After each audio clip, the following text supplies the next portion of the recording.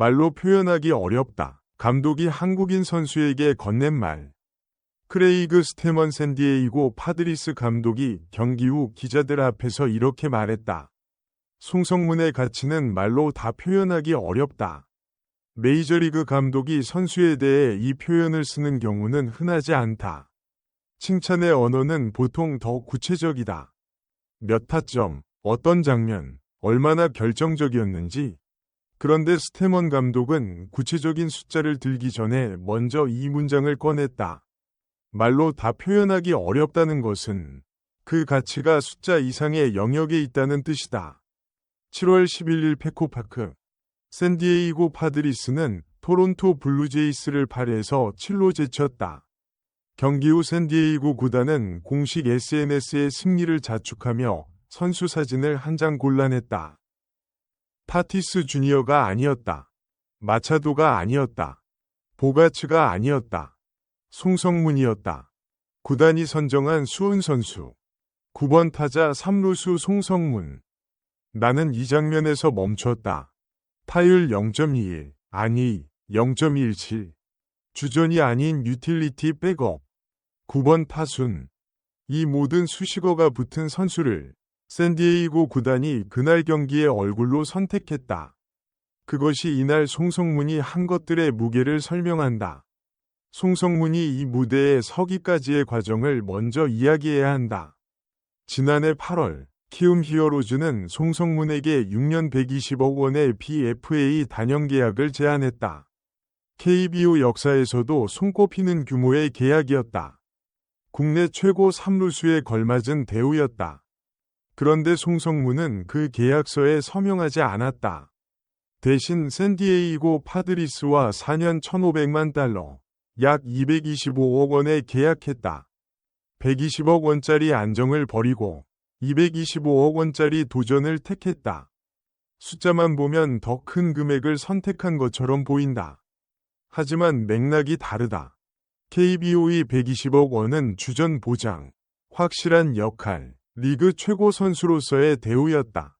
샌디에이고의 225억 원은 유틸리티 백업 계약이었다. 타티스, 마차도, 보가츠가 있는 팀에서 주전 자리는 처음부터 없었다. 스프링 캠프를 앞두고 옆구리 부상까지 당하며 시즌 초반을 통째로 날렸다. 불확실성을 감수하고 메이저리그라는 무대를 선택한 것이다. 그 선택이 맞았는지 틀렸는지 지금 이 순간 송성문은 증명하고 있다. 이날 경기 내용을 다시 들여다보자. 2회 말 2에서 4로 끌려가는 상황에서 송성문은 선발 트레이 예세비지를 상대로 볼넷을 골라냈다. 이후 팀의 연쇄 볼넷이 이어지며 2사 만루가 됐고 마차도의 적시타 때 홈을 밟았다.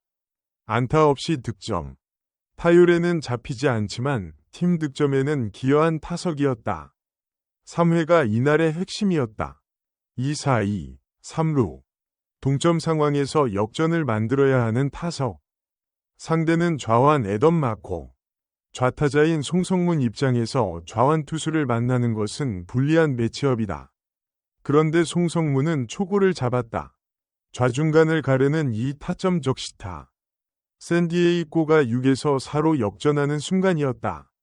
초구 공략이라는 사실이 중요하다. 타자가 초구를 노린다는 것은 이미 그 공을 예상하고 타석에 들어섰다는 뜻이다. 투수의 패턴을 읽었거나 이 카운트에서 이 코스로 오는 공을 노리겠다는 명확한 전략이 있었던 것이다. 적응 중인 타자에게서 나오기 어려운 타석이다. 그것으로 끝이 아니었다. 적시타 직후 2루 도루를 성공시켰다. 시즌 11호 도루. 안타를 치고 곧바로 베이스를 훔쳤다. 다음 득점을 준비하는 움직임이었다. 후속 타자가 안타를 치면 바로 홈을 밟을 수 있는 위치로 스스로 올라선 것이다. 결과적으로 후속타가 나오지 않아 득점으로 이어지지는 않았지만 그 도루가 상대 배터리에 가하는 집중력 분산은 수치로 환산할 수 없다. 4회 수비는 이날의 하이라이트였다. 2-4-1, 3루. 리드를 지켜야 하는 위기 상황에서 토론토의 조지 스프링어가 3루간 쪽으로 강한 타구를 날렸다. 그것이 빠지면 최소 동점, 상황에 따라 역전이 될 수 있는 타구였다. 송성문이 몸을 날렸다. 다이빙 캐치. 이닝이 끝났다. MLB.com은 이 장면을 두고 샌디에이고가 송성문을 영입했을 때 그들이 그리던 밤이 바로 오늘 같은 날이었을 것이라고 썼다. 구단이 원하던 그림을 40일경 기만에 완성했다는 뜻이다. 스태먼 감독의 발언을 다시 들어보자. 우리 내야 왼쪽 라인 선수들이 나이가 조금 있는 편이다. 매일 경기에 나서면 체력적으로 지칠 수 있다. 송성문이 3루수, 유격수, 2루수까지 가능하다는 게 매우 큰 장점이다. 우리는 선수들의 체력을 올 시즌 막판까지 잘 아껴서 그때 페이스를 끌어올려 최고의 야구를 할 수 있도록 하는 것이다. 이 발언 안에 샌디에이고의 전략이 담겨 있다. 마차도와 보가츠는 30대다. 162경기 풀타임 소화가 체력적으로 버거운 나이다. 특히 포스트 시즌을 목표로 하는 팀이라면 정규 시즌 후반과 포스트 시즌에 이 베테랑들의 몸이 살아있어야 한다. 그 계산이 송성문이라는 슈퍼 백업을 필요로 했다. 3루수, 유격수, 2루수를 모두 소화할 수 있는 좌타 내야수. 이 조건을 갖춘 선수를 외부에서 영입하려면 얼마의 비용이 드는가? 샌디에이고는 그 답을 225억 원이라고 봤다. 슈퍼 백업이라는 표현에 대해 나는 솔직하게 이야기하고 싶다. 이 표현이 불편하게 느껴질 수 있다. KBO에서 리그 최고 3루수로 군림하던 선수가 메이저리그에서 백업 역할을 한다는 것이 다운그레이드처럼 보일 수 있다. 하지만 나는 그렇게 생각하지 않는다. 메이저리그에서 슈퍼 백업의 가치는 KBO의 평균적인 주전보다 훨씬 크다. 세계 최고 리그에서 타티스와 마차도와 보가츠가 뛰는 팀에서 필요한 순간 그 자리를 완벽하게 채우는 것. 그것이 얼마나 어려운 일인지를 아는 사람이라면 슈퍼 백업을 낮추어 보지 않는다. MLB.com이 최근 타석에서 생산력을 더하기 시작하면서 벤치 멤버로서 엄청난 유용함을 입증하고 있다고 평가한 것도 이 맥락이다. 타격이 살아나고 있다. 수비는 이미 증명됐다. 도루 능력도 리그 수준에서 통한다.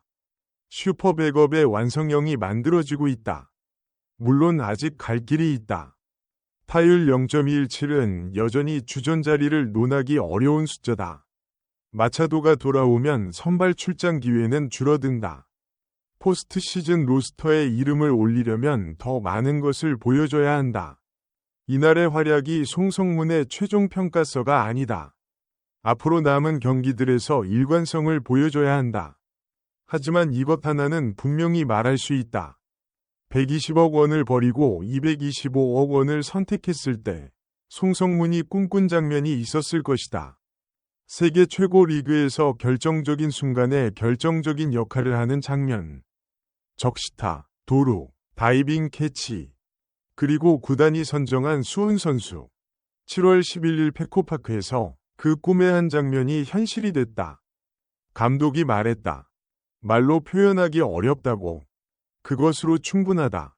120억 원이라는 국내 최고의 안락함을 뒤로한 채 메이저리그 백업이라는 가시밭길 도전을 선택했던 송성문 선수가 7월 11일 토론토전에서 2타점 적시타와 11호 도루, 그리고 조지 스프링어의 안타성 타구를 지워버린 명품 다이빙 캐치를 선보이며 샌디에이고 파드리스의 영웅으로 우뚝 선 서사는 야구 팬들에게 벅찬 전율을 선물하네요. 0.217이라는 표면적인 숫자 뒤에 숨은 높은 전술적 이해도와 베테랑 내야진의 안배를 돕는 유틸리티 가치를 온전히 꿰뚫어 본 크레이그 스태먼 감독의 말로 다 표현하기 어렵다는 극찬은 왜 벤치 멤버의 헌신이 팀의 포스트 시즌 잔여 레이스 경쟁력을 결정하는 가장 단단한 기둥인지 명확하게 증명해주고 있습니다.